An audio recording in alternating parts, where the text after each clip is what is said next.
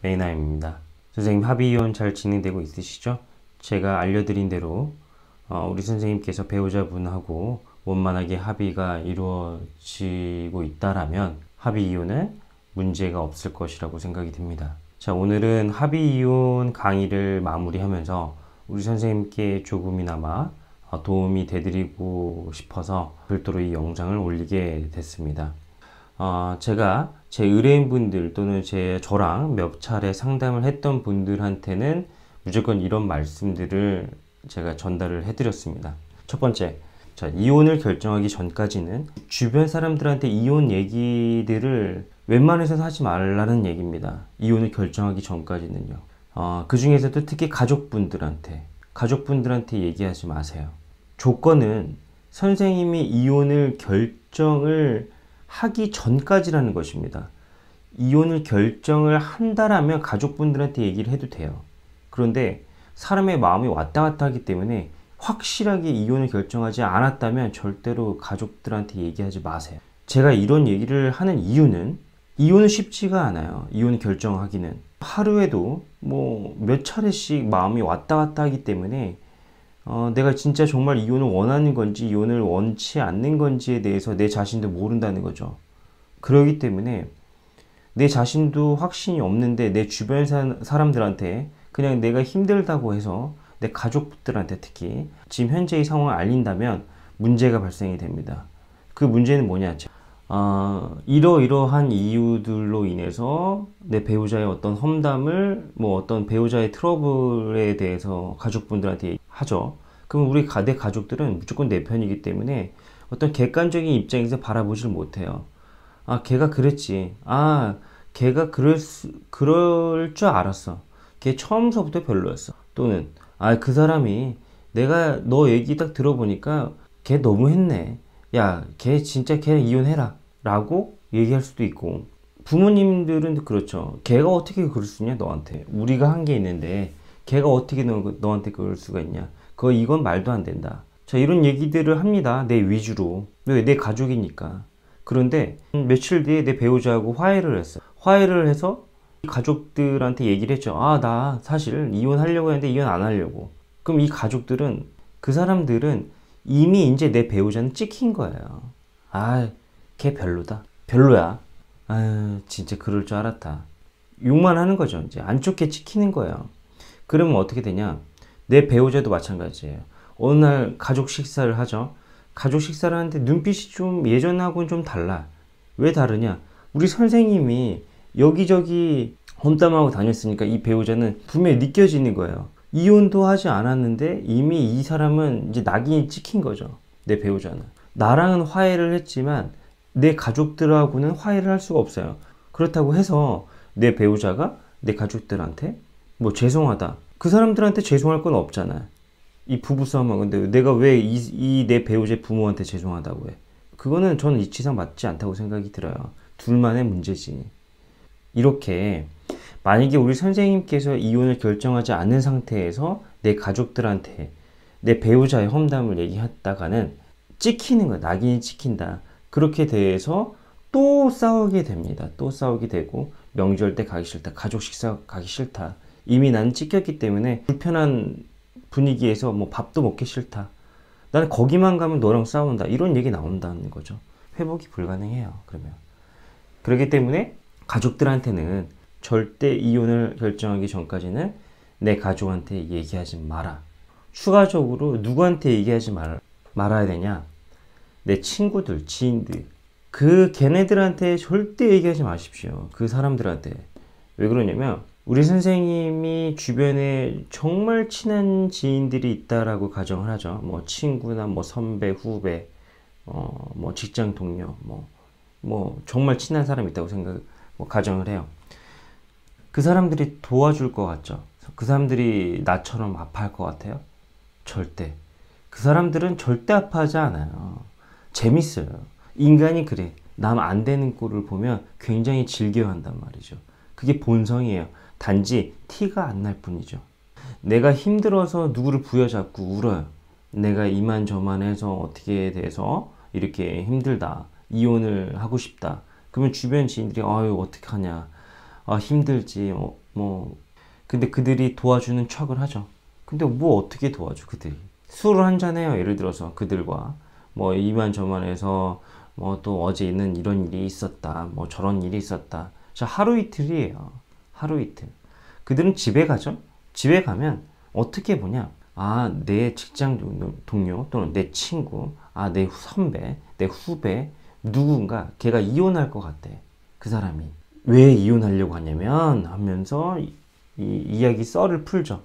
대박이지. 어떻게 이렇게 할 수가 있어? 이렇게 재밌어해.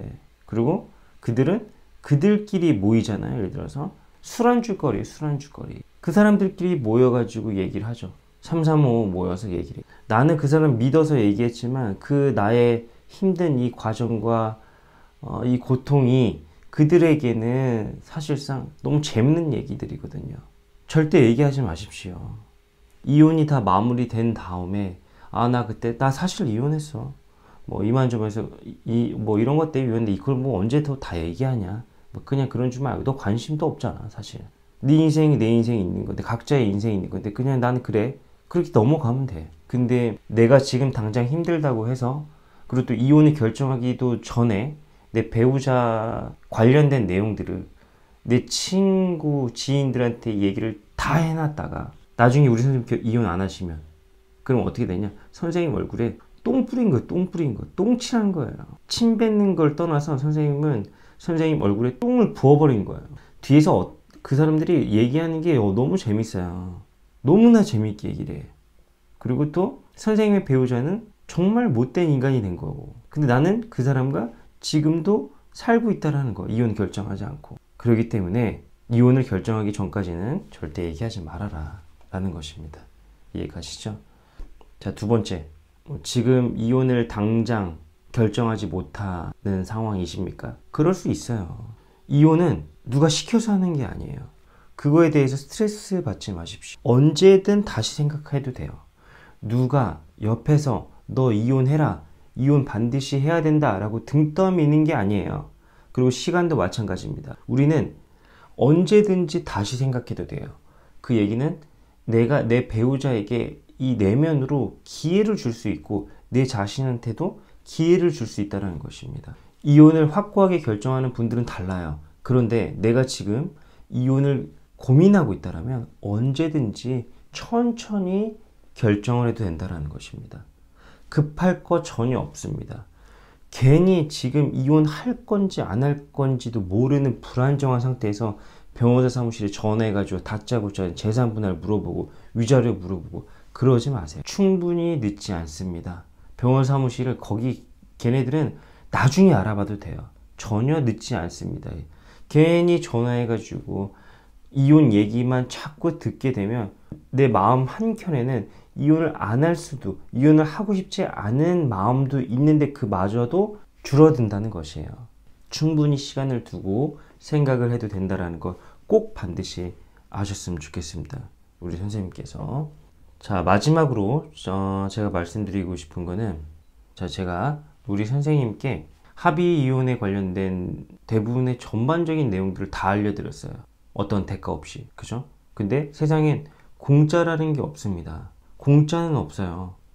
선생님 저에게 뭘 해주셔야 되냐면 절대로 이제는 제 영상을 보면 안 된다는 것이죠. 제 영상은 이혼에 관련된 부분이기 때문에 절대로 보지 마세요. 그냥 행복하게 사시는 것만이 저한테 보답인 거죠. 우리 선생님이 행복하게 잘 사는 게 저는 가장 우선이라고 생각이 듭니다. 절대로 보지 마십시오. 앞으로 제가 우리 선생님께 합의 이혼에 관련된 것들을 모두 다 알려드렸다고 생각이 드는데 물론 부족한 부분들이 있을 수 있어요. 제가 우리 선생님을 알지 못하지만 뭐 어디 사는지 연세가 어떻게 되시는지는 전혀 몰라요. 하지만 그 이혼 위기에 있는 상태, 합의 이혼을 결정하는 이 상태는 굉장히 고통스럽고 힘들다라는 건 누구보다도 잘 압니다. 자, 그렇기 때문에 우리 선생님께서 앞으로는 이 이혼이라는 어떻게 보면 큰 어려움이라고 표현하죠. 내 인생을 살면서 이 고비를 넘겨서 우리 선생님이 가장 행복한 나날들만 사시길 바랍니다. 세상엔 영원한 게 없죠. 우린 영원히 살 수 없죠. 그 얘기는 이것 또한 한때라는 것입니다. 잠시 한때. 지금은 너무 힘들지만 시간이 또 지나가면 아, 그때 그랬었지. 아픈 상처들은 당연히 낫기 마련이죠. 상처가 난 부위들을 보면 그때 아팠던 기억들이 나죠. 똑같습니다. 사람의 마음도 똑같다라고 저는 생각이 들어요. 그 부분을 만지면 아프진 않지만 흉터로 남아있는 부분을 보면 그때 당시 얼마나 아팠는지 그 기억이 남는단 말이죠. 하지만 시간이 지나고 나서는 그때 당시처럼 아프진 않아요. 그 얘기는 한때라는 것이죠. 지금 이 상황이. 제가 영상을 올려드릴 때마다 항상 말씀드린 부분이 행복하셔야 된다. 우리 선생님이 행복해야 된다. 다 필요 없다. 가족, 자식 다 필요 없습니다. 우리 선생님이 행복하셔야 됩니다. 이해가시죠? 내 자신이 행복해야 됩니다. 저도 매일같이 제가 행복하려고 노력을 하는데 뜻대로 잘 안 되잖아요, 인간이. 자, 우리 같이 노력하죠. 우리 오늘도 행복하고 내일도 행복하고 우리의 미래는 행복할 것이다 라고 서로 믿고 합의혼 잘 마무리하신 다음에 이 영상은 절대 이제 앞으로 제 영상은 보지 마십시오. 아시겠죠?